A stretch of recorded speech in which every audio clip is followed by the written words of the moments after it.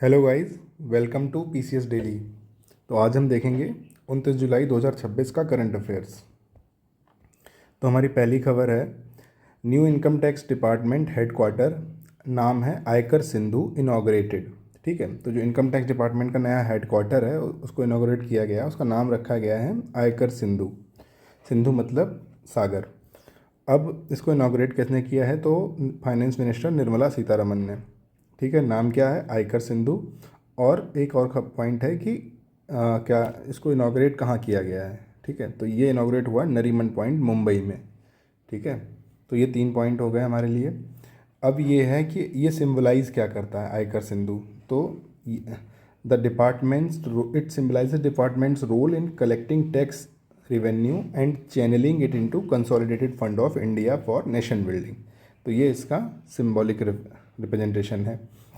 ठीक है, इसको बनाया सीपीडब्ल्यूडी ने है, सेंट्रल पब्लिक वर्क डिपार्टमेंट। ये जो सेंट्रल पब्लिक वर्क डिपार्टमेंट है, ये ही सारी जो गवर्नमेंट बिल्डिंग्स हैं अधिकतर, तो उनको ये बनाते हैं। ठीक है, ये इनको कंस्ट्रक्शन और मेंटेनेंस इनके हाथ सीपीडब्ल्यूडी के पास रहता है। बना कोई और भी सकता है, लेकिन मेंटेनेंस तो सीपीडब्ल्यूडी के पास ही मोस्टली रहता है। ठीक है, इसका ऑब्जेक्टिव क्या है? तो to strengthen the administrative efficiency, improve tax payer service, provide secure technology enabled work environment. ठीक है, तो इसके 3 ये हमारे ऑब्जेक्टिव्स हो गए। ठीक है, तो फिर अगली न्यूज़ देखते हैं। तो बिहार के Jhandu Kumar wins India's first medal at Commonwealth game. ठीक है, तो झंडू कुमार जो हैं ये क्या हैं? तो ये पावर लिफ्टर हैं, पैरा पावर लिफ्टर। ठीक है, पैरा पावर लिफ्टर कौन होते हैं? तो जो दिव्यांगजन होते हैं, उसमें जो स्पोर्ट्स खेलते हैं, जो दिव्यांगजन खेलते हैं, तो उसको हम बोलते हैं पैरालंपिक्स। ठीक है, पैरा गेम्स। तो पैरालंपिक्स मतलब ओलंपिक्स में जब ये गेम होते हैं तो उनको पैरालंपिक्स बोलते हैं। तो बेसिकली दिव्यांगजन्स के गेम के आगे पैरा इस तरीके से लगा होता है। तो झंडू कुमार जो हैं इन्होंने ब्रॉन्ज मेडल जीता। ठीक है, किस में जीता? Men's heavy para power lifting में।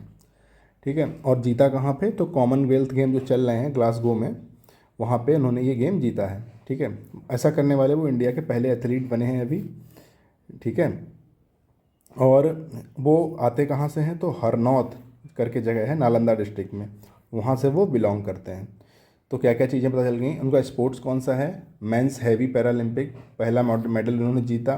ठीक है, हरनौत नालंदा डिस्ट्रिक्ट बिहार से वो बिलोंग करते हैं। ठीक है, अब बात आई कि उन्होंने कितना लिफ्ट किया। तो उन्होंने पहले 2 अटैम्प्ट्स में 186 और 190 केजी का को लिफ्ट किया। उस इसमें उनको 130.9 पॉइंट्स मिले। ठीक है, और वो हैं कौन? तो वो एक पोलियो सर्वाइवर हैं, उनको लोकोमोटिव डिसेबिलिटी है। ठीक है, पहले वो F55 शॉट पुट खेलते थे, उसके बाद में उन्होंने स्विच कर लिया पैरा पावर लिफ्टिंग में। ठीक है, अब बात आती है इनके कोच कौन है।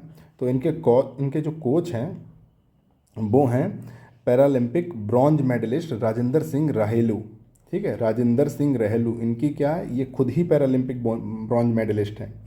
ठीक है, और इन्होंने इनको ट्रेन कहाँ किया? तो Sai national centre of excellence Gandhinagar में इनकी ट्रेनिंग चली। ठीक है, और जो झंडू कुमार हमने भाई हैं, इनका पुराना अचीवमेंट क्या है? भाई की जगह मुझे सर बोलना चाहिए। तो अपने जो झंडू कुमार सर हैं, उनका पहला का अचीवमेंट क्या है? तो उनका पहला का अचीवमेंट है bronze at 2025 power world para power lifting. ठीक है, वर्ल्ड कप जो कि बीजिंग में हुआ। ठीक है, ये जो कंपटीशन था world para power lifting world cup Beijing में हुआ। ठीक है, उसके बाद उनका और क्या अचीवमेंट है कि उन्होंने ब्रॉन्ज जीता 2026 एशियन एंड ओशियाना चैम्पियनशिप में। ठीक है, और उनके पास नेशनल रिकॉर्ड भी है 206 केजी का खेलो इंडिया पैरा गेम्स में। ठीक है, तो ये सारे उनके अचीवमेंट्स हैं। फिर अगली न्यूज़ देखते हैं। तो जो 135th इंडियन ऑयल डुरेंट कप है वो स्टार्ट हो गया कहाँ पे? कोलकाता में। तो ये सबसे पहली चीज़ तो हमेशा याद रखना कि डुरेंट कप जो है ये फुटबॉल का कप होता है, टूर्नामेंट है फुटबॉल का। ठीक है, और स्टार्ट कहाँ हुआ? तो विवेकानंद युवा भारती क्री क्रीड़ांगन कोलकाता सॉरी। ठीक है, तो ये एशिया का ओल्डेस्ट फुटबॉल टूर्नामेंट है Durand cup and world's 3rd oldest surviving football tournament. ठीक है, थर्ड ओल्डेस्ट है वर्ल्ड का, और ओल्डेस्ट किसका है, एशिया का। तो ये इंपॉर्टेंट हो गया हमारे लिए। और ये इस्टेब्लिश कब हुआ था, फाउंड कब हुआ था, तो 1888 में, ठीक है। और इसको डिक्लेयर्ड ओपन किया गया by Indranil Khan, minister of state, independent charge, ठीक है। एक तरीके से इन्होंने इसको इनॉग्रेट किया, ठीक है। Organised by Indian armed forces with support from government of West Bengal. Okay, ये होगा कब से कब तक, तो इसकी डेट है 25 जुलाई से 23 अगस्त 2026। और कहाँ कहाँ होगा, तो कोलकाता, रांची, गुवाहाटी, शिलोंग एंड इम्फाल। इसमें टोटल 24 टीम्स आएंगी, जिसके अंदर श्रीलंकन आर्म्ड फोर्सेस की टीम भी होगी फुटबॉल में, और 43 मैचेस होंगे 6 वेन्यूज़ में, ठीक है। और कोलकाता जो ओपन हुआ वो Kolkata derby between East Bengal FC and Mohun Bagan super giants. तो जो ओपनिंग मैच था वो इन दोनों टीम्स के बीच हुआ। तो हमको जो जो स्टैटिक है हमारा वो ये है कि एशिया का ओल्डेस्ट टूर्नामेंट है और वर्ल्ड का थर्ड ओल्डेस्ट है। 1888 में जो है ये ऑर्गेनाइज हुआ, और 135th एडिशन है इसका, फाउंड हुआ था 1888 में, ठीक है। और अभी ऑर्गेनाइज ओपनिंग सेरेमनी कहाँ हुई, तो विवेकानंद युवा भारती क्रीड़ांगन कोलकाता में, ठीक है। होगा कब से कब तक, तो 25 जुलाई से 23 अगस्त 2026 तक। कोलकाता, रांची, गुवाहाटी, शिलोंग और इम्फाल में इसके मैचेस होंगे। श्रीलंकन आर्म्ड फोर्सेस को मिला के 24 टीम्स ने इसमें हिस्सा लिया, इसमें कि 43 मैचेस होंगे। और जो ओपनिंग मैच है वो ईस्ट बंगाल एफसी और मोहन बागान सुपर जायंट्स के बीच होगा, ठीक है। फिर अगली न्यूज़ देखते हैं हम। तो Orissa science MU with HCL technology and Sarvam AI for AI data centre. तो उड़ीसा जो है एक AI डाटा सेंटर इस्टेब्लिश करेगा अपने यहाँ, किसकी मदद से, HCL टेक्नोलॉजी और सर्वम AI। सर्वम AI एक AI बेस्ड कंपनी है जिसमें IIT मद्रास के 2 प्रोफेसर्स ने मिलकर एक बनाई थी, ठीक है। और तो उड़ीसा का इलेक्ट्रॉनिक डिपार्टमेंट जो है, electronic and IT department signed MOU with HCL technology and Sarvam AI in presence of CM Mohan Charan Majhi, ठीक है। Proposed investment 15,000 crore over next 5 year to set up AI data centre and global delivery centre in Khurda district. तो ये Khurda district कहाँ पे है, तो आपने उड़ीसा की कैपिटल जानते हैं आप, भुवनेश्वर है। तो Bhubaneswar itself is not a district, Bhubaneswar आता है खुर्दा डिस्ट्रिक्ट के अंदर। Bhubaneswar is a city which comes under Khurda district. तो आप ये समझ लो कि जो डिस्ट्रिक्ट खुर्दा डिस्ट्रिक्ट है और उसमें लगाया जाएगा, भुवनेश्वर के पास में है, ठीक है।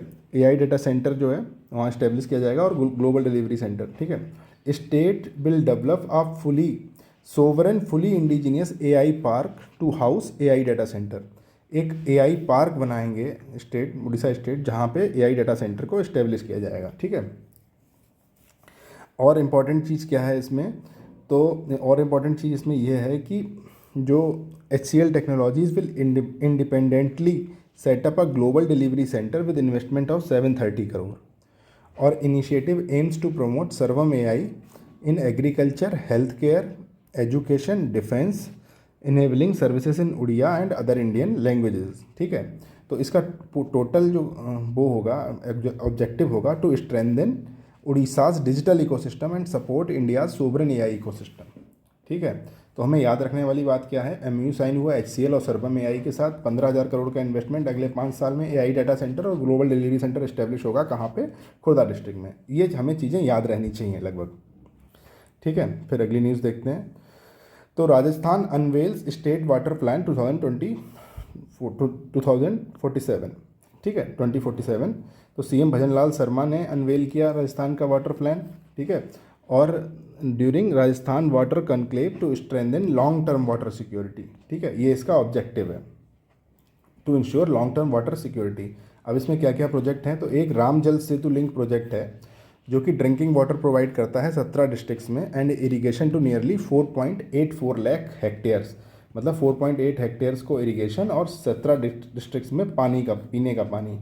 स्कीम का नाम क्या है, तो राम जल सेतु लिंक प्रोजेक्ट, ठीक है। उसके बाद क्या है, तो यमुना वाटर एग्रीमेंट, ठीक है। दूसरा प्रोजेक्ट क्या है यहाँ पे, यमुना वाटर एग्रीमेंट। ये क्या कर रही है, तो 1917 cusec of Yamuna water to Shekhawati region via 295 kilometre pipeline benefiting 75 lakh people in Sikar, Jhunjhunu and Churu. जो 3 डिस्ट्रिक्ट हैं सीकर, झुंझुनू और चुरू, वहाँ पे यमुना वाटर जा रहा है 295 किलोमीटर लंबी पाइपलाइन से, जिसमें 75 लोगों को उसका फ़ायदा मिल रहा है, ठीक है। और प्रोजेक्ट क्या है, तो 1691 crore. Dewas third and fourth for Udaipur. Strengthening of Indira Gandhi canal project, Narmada water to Raniwara Bhinmal and Brahmani river diversion to Bisalpur. तो ये बाकी प्रोजेक्ट्स हैं इस स्कीम के, ठीक है। ₹5,100 crore approved under Amrut 2.0 for urban drinking water infrastructure and 178 urban local bodies, ठीक है। इतना अप्रूव हुआ। 5100 करोड़ रुपए अमृत 2.0 के अंदर अर्बन ड्रिंकिंग वाटर इंफ्रास्ट्रक्चर को इम्प्रूव करने के लिए इन 178 अर्बन लोकल बॉडीज़, ठीक है। 15 lakh rural house hold receive tap water connection under जल जीवन मिशन। तो वहाँ पे जल जीवन मिशन के under 15 lakh rural house hold को, 15 लाख ग्रामीण घरों को वहाँ पे टैप वाटर कनेक्शन मिला, ठीक है। तो works worth 485 crore completed under Atal Bhujal Yojana for ground water recharge and conservation. तो 485 करोड़ जो हैं वो कंप्लीट, इतने का काम कंप्लीट हुआ अटल भूजल योजना के अंडर। और अटल भूजल योजना जो है इसका काम क्या है, तो ये ग्राउंड वाटर को रिचार्ज करती है और वाटर को कंजर्व करती है, ठीक है। फिर हम अपनी अगली न्यूज़ देखते हैं। अब अपने इसमें याद रखिएगा कि रामजल सेतु लिंक है, यमुना वाटर एग्रीमेंट है। तो बेसिक आपको याद रखना चाहिए कि रामजल सेतु जो है वो 17 डिस्ट्रिक्ट को और प्रोवाइड करती है drinking water. Yamuna water agreement में यमुना का वाटर शेखावटी रीजन में जाता है एक कैनाल से पाइपलाइन के थ्रू, और सीकर, झुंझुनू और चुरू डिस्ट्रिक्ट के लोगों को उसका फ़ायदा मिलता है। और प्रोजेक्ट जो है Dewas third and fourth in Udaipur, Indira Gandhi canal project, Narmada Raniwara Bhinmal और Brahmani river diversion to Bisalpur, ठीक है। फिर अगली हम न्यूज़ देखते हैं। तो Jammu and Kashmir to host first international film festival in 2026। तो CM Omar Abdullah unveiled the official logo of international film festival of Jammu Kashmir, ठीक है। अब ठीक है, तो ये पहला इंटरनेशनल फिल्म फेस्टिवल है जो जम्मू कश्मीर में होगा। एक ये इम्पॉर्टेंट चीज़ हो गई कि जम्मू कश्मीर का ये पहला इंटरनेशनल फिल्म फेस्टिवल होगा जो वहाँ पे ऑर्गेनाइज़ किया जाएगा, ठीक है। जो मेन इवेंट है तो उसको शेर कश्मीर इंटरनेशनल कॉन्फ्रेंस सेंटर जो है उस श्रीनगर में वहाँ पे होगा, ठीक है। और जो ओपन एयर स्क्रीनिंग होगी, जहाँ कहाँ पे सीनिक टूरिस्ट लोकेशन जो है वहाँ पे ओपन एयर स्क्रीनिंग होगी, ठीक है। और ये जॉइंटली ऑर्गेनाइज किया जा रहा है directorate of information and public relation Jammu Kashmir and national film development corporation के द्वारा। अब इसमें क्या कहते हैं कि इसका जो सबमिशन जो ओपन होगा वो 1 जुलाई से 31 जुलाई तक ओपन रहेगा। और इसमें best film, best director, best actor male and female के अवार्ड्स वगैरह होंगे। अब आपके लिए एक क्वेश्चन है कि आप मुझे ये कथा करके बताओ कि जो शेर कश्मीर, वहाँ पे एग्रीकल्चर यूनिवर्सिटी भी है, शेर कश्मीर का एक कॉलेज भी है, शेर कश्मीर इंटरनेशनल कॉन्फ्रेंस सेंटर भी है, तो हु इज़ दिस शेर ए कश्मीर? ये जो शेर कश्मीर है ये किसको बोलते हैं कश्मीर में, ये आप मुझे कमेंट करके बताना, ठीक है। फिर हम अगला न्यूज़ देखते हैं। तो Anahat Singh becomes first Indian to win world junior squash title, ठीक है। वो पहला जूनियर स्क्वैश टाइटल जीतने वाली पहली लड़की बनी। तो Anahat Singh becomes first Indian to win girls singles title at world junior squash championship 2026, ठीक है। उसने हराया किसको? तो उन्होंने इजिप्ट की रुकिया सलेम को सीधे सेटों में 3-0 से हराया to in the final to clinch gold. अभी इतना ये ठीक है, आपको लग रहा है ठीक है गेम हुआ, हार गए ये लोग, कोई दिक्कत नहीं है, पर आप इसका ये इंपॉर्टेंस समझिएगा अभी कि she ended Egypt 16 year winning streak. पिछले 16 सालों से लगातार इजिप्ट जीत रही थी और उस इजिप्ट को सीधे सेटों में हराया without dropping a single game. नाम याद रखिएगा, अनाहत सिंह, ठीक है। तो और सेकंड हराया किसको था? तो इजिप्ट की रुकिया सलेम को, ठीक है। स्पोर्ट्स कौन सा है? तो जूनियर स्क्वैश टाइटल, ठीक है। She is 18 year old age of now and she holds world number 20 rank in the professional squash association tour, ठीक है। अब इसके बाद 2028 में अभी ओलंपिक्स होने वाले हैं, लॉस एंजलिस में होंगे, तो उससे पहले की ये बहुत जीत जो है बहुत इम्पॉर्टेंट वैल्यू रखती है, ठीक है। तो अगली न्यूज़ देखते हैं। आकांक्षा चौधरी क्राउंड मिसेज इंडिया 2026। तो आकांक्षा चौधरी हैं, मिसेज इंडिया का क्राउन जीता उन्होंने। कहाँ से बिलोंग करती हैं? अजमेर से। क्या जीता? मिसेज इंडिया 2026, ठीक है। She is a mother of 7 month old son, वो 7 मंथ ओल्ड सन की मदर हैं, ठीक है। और she is also a content creator with 4 to 5 lakh follower on social media. Educational background में she is a graduate from Shri Ram college of commerce, Shri Ram college of commerce जो Delhi university का college है, बहुत अच्छा कॉलेज है, उससे वो ग्रेजुएट हैं। और उसके बाद IIM अहमदाबाद की भी एलुमनाई हैं। तो she is very fantastic, brilliant on the side of academics, ठीक है। और उन्होंने कॉलेज में ही मॉडलिंग भी की और उसके बाद प्रोफेशनल लाइफ को जो है पॉश किया और मैरिज के बाद दोबारा स्टार्ट किया और बन गई मिस इंडिया 2026। नाम है आकांक्षा चौधरी, रहने वाली हैं अजमेर की, टाइटल है मिसेज इंडिया 2026, ठीक है।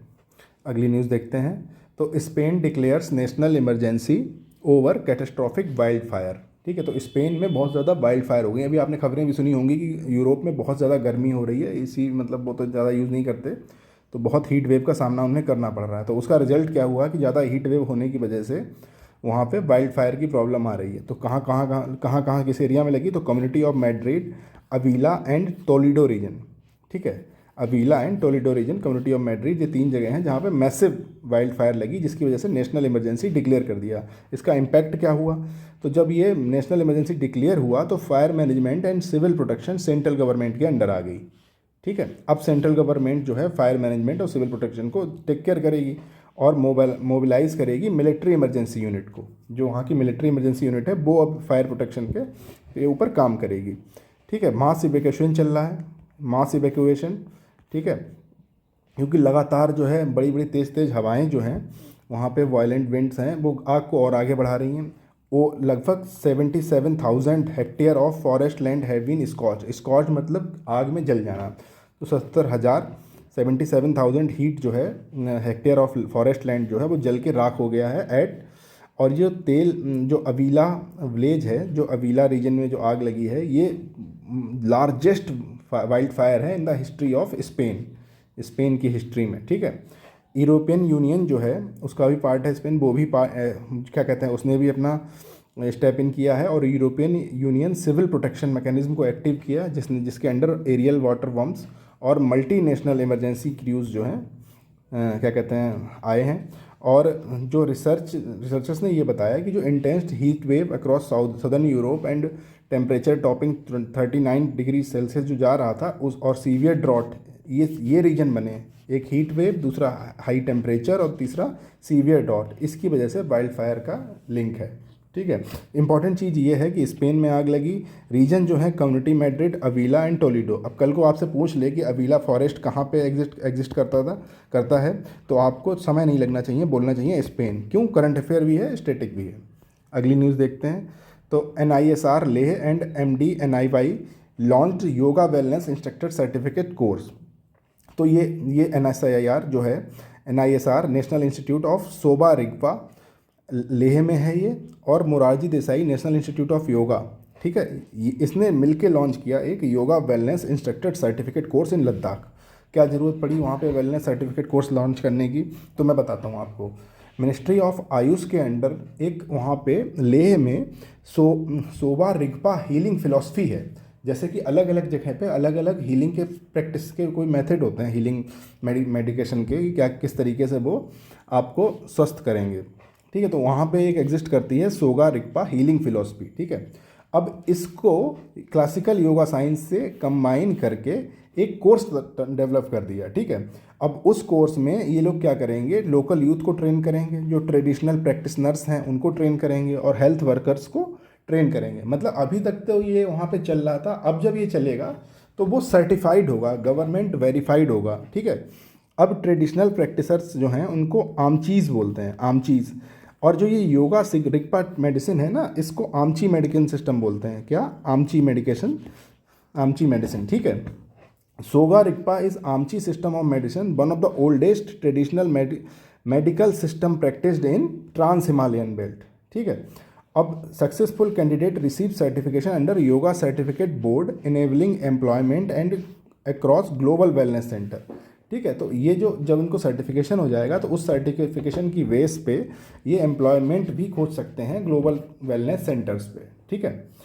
Launch support government push to develop Ladakh as hub for traditional medicine wellness and tourism. तो गवर्नमेंट का जो पुश है कि हम लद्दाख को एक ग्लोबल उसको हब की तरह, इस ट्रेडिशनल मेडिसिन के और वेलनेस के हब की तरह इस्टेब्लिश करेंगे टूरिज्म के लिए, तो उसकी तरफ ये लॉन्च है। Digital India Bhashini division conducts AI workshop for Haryana Vidhan Sabha, ठीक है। तो डिजिटल इंडिया का जो वासिनी डिवीजन है उसने एक मल्टीलिंगुअल वर्कशॉप कराई हरियाणा विधानसभा में, ठीक है। अब क्या कहते हैं कि जो वर्कशॉप है ना, इसने ट्रेंड किया लेजिस्लेटिव ऑफिशियल को किस में, Bhashini AI and NLP tools across multiple language. तो वासिनी एआई, ठीक है, वासिनी एआई है, और NLP tool natural language processing tools जो हैं उनमें ट्रेन किया गया लेजिस्लेटिव ऑफिशियल्स को, ठीक है। ये जो हमने पढ़ा था नेबा प्रोजेक्ट, ठीक है, तो ये जो नेशनल ई विधान प्रोजेक्ट है इसको ये कॉम्प्लीमेंट करता है, ठीक है।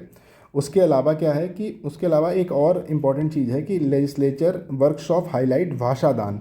भाषादान क्या चीज़ है, तो एक crowd sourcing module collective native speech samples to train local language AI model.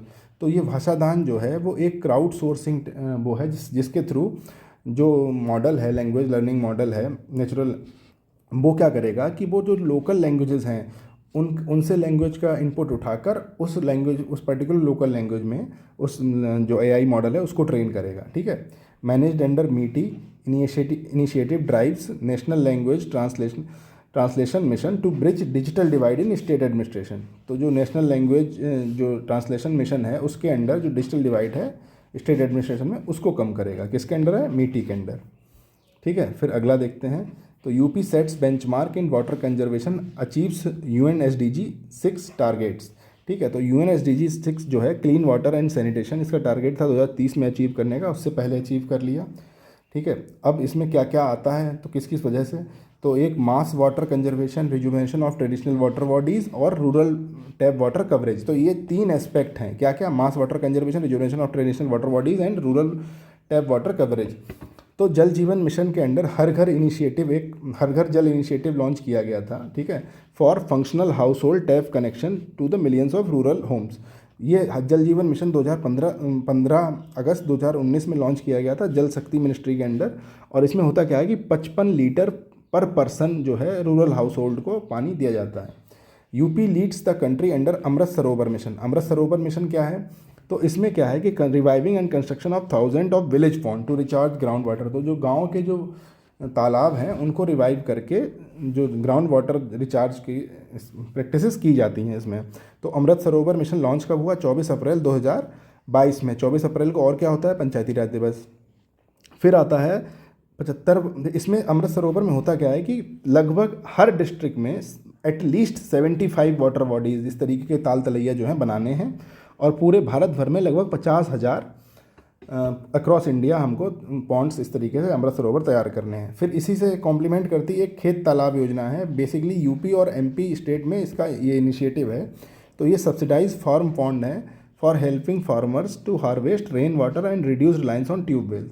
कि रेन वाटर को हार्वेस्ट कर लो, फिर उसी से जो है पानी अपना इरिगेशन के लिए काम करो ताकि ट्यूबवेल पे खर्चा कम हो, ठीक है। तो ये बेसिक मेन चीज़ें थी, कैसे इसने ये अचीव किया। तो आपको याद रखने के लिए ये 3 चीज़ें हैं। हर घर जल इनिशिएटिव लॉन्च डेट क्या 2019 में लॉन्च हुआ, मिनिस्ट्री ऑफ जल शक्ति 55 लीटर पर पर्सन। अमृत सरोवर 2022 में लॉन्च हुआ, 75 डिस्ट्रिक्ट पर डिस्ट्रिक्ट, ठीक है, 75 वाटर बॉडीज पर डिस्ट्रिक्ट, इस तरीके से ये है। फिर अगला देख लेते हैं, तो Maharashtra become first state to qualify for second RKYB instalment. RKYB क्या है, तो राष्ट्रीय कृषि विकास योजना, ठीक है। तो जो RKYB है, राष्ट्रीय कृषि विकास योजना जो है, ये इसमें क्या होता है कि सेंटर ने पहले इसमें 335 करोड़ की पहली इंस्टॉलमेंट दी। उसके बाद जिन स्टेट्स ने 75% इसका कंज्यूम कर लिया उसको फिर अगली इंस्टॉलमेंट दी जाती है। तो महाराष्ट्र ने सबसे पहले 260 करोड़ खर्च किया जो कि 75% है।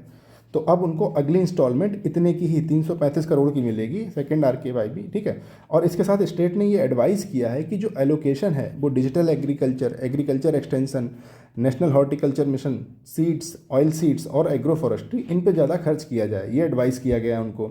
महाराष्ट्र ने क्या किया कि अपनी एक यूनिक फार्मर IDs बना दी ताकि वो direct benefit direct benefit delivery और डिजिटल एग्रीकल्चर प्रोफाइलिंग को वो क्रिएट कर सकें। ठीक है, यूनिक फार्मर आईडी उससे डायरेक्ट बेनिफिट्स भेज दिए फार्मर्स के। उसमें 14,000 करोड़ की फ्लड कंपेंसेशन दी गई, transfer directly into affected farmers bank account with in 5 days. तो जो ये 5 फार्मर आईडी क्रिएट हो गई, उसके थ्रू 14,000 करोड़ की जो फ्लड कंपनसेशन है वो डायरेक्टली दी गई उनके उसमें। एक और चीज़ इसमें आ रही है कि जो प्रधानमंत्री फसल बीमा योजना के अंतर्गत केसीसी और नॉन केसीसी फार्मर हैं, दोनों क्लेम कर सकते हैं crop insurance benefit with transparent disclosure of KCC status. आप केसीसी स्टेटस अपना ट्रांसपेरेंट रखो, फिर आप क्लेम कर सकते हो इसको, क्या कहते हैं, क्रॉप इंश्योरेंस को। तो प्रधानमंत्री फसल बीमा योजना लॉन्च कब हुई? 2016 में। नेशनल हॉर्टिकल्चर मिशन कब लॉन्च हुआ था? 2005-2006 में लॉन्च हुआ था। और राष्ट्रीय कृषि विकास योजना 2007 में लॉन्च हुई थी। ठीक है, तो आज के लिए हमारे इतने ही। मिलते हैं आपको 30 जुलाई के करंट अफेयर में। तब तक आप इसको पढ़ते रहिए, जल्दी जल्दी देखिए और फिर जल्दी से एक बार दोबारा देख के रिवाइज़ कर लीजिए। सिर्फ सुनिए, अगर आपको पहली बार में देख लीजिए, दोबारा में सिर्फ सुनिए, ताकि आपको चीज़ों के नाम याद रहें। बाद में जब लास्ट के टाइम पे जब करंट अफेयर की मैगजीन्स आएंगी तो उनसे पढ़कर हमें बहुत आसानी से वो मैगजीन्स हमारी कवर हो जाएंगी। ठीक है, तब तक के लिए कीप वर्किंग हार्ड। बाय।